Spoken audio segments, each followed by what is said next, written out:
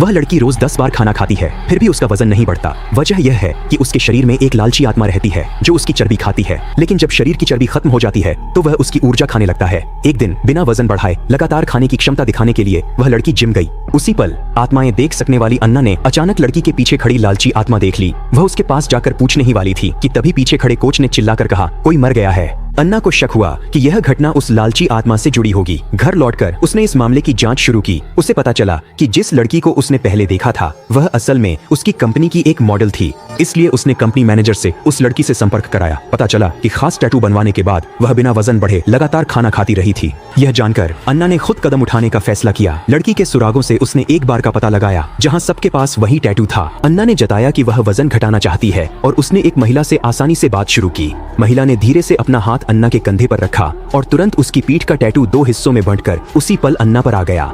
ठीक है, जैक ने अन्ना में बदलाव भांपा। वह तुरंत अपनी महाशक्तियों से बाहर पहुंच गया। वहां पहुंचकर उसने देखा कि एक पेटू आत्मा चर्बी खा रही है।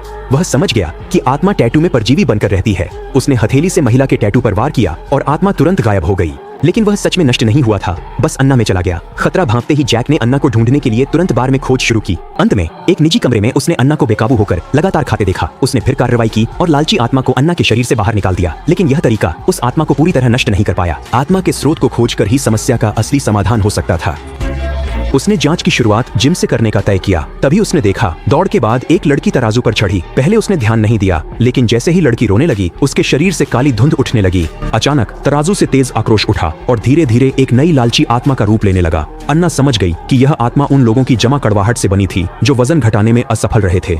वह लड़की से कहना चाहती थी कि तराजू से दूर रहे, लेकिन पल भर की देर हो गई। आत्मा उसके शरीर में समा गई और उसे काबू कर लिया। उसने अन्ना पर हमला किया। लड़की को चोट से बचाने के लिए अन्ना ने अपनी उंगली काट ली ताकि आत्मा लड़की के शरीर से बाहर निकल जाए। मेजबान के बिना जैक ने उसे आसानी से तितर-बितर कर दिया, मगर वह जल्दी ही फिर से रूप ले सकती थी। यह देखकर जैक ने डंबल उठाया और तराजू तोड़ दिया। लोलुप आत्मा आखिरकार हमेशा के लिए नष्ट हो गई।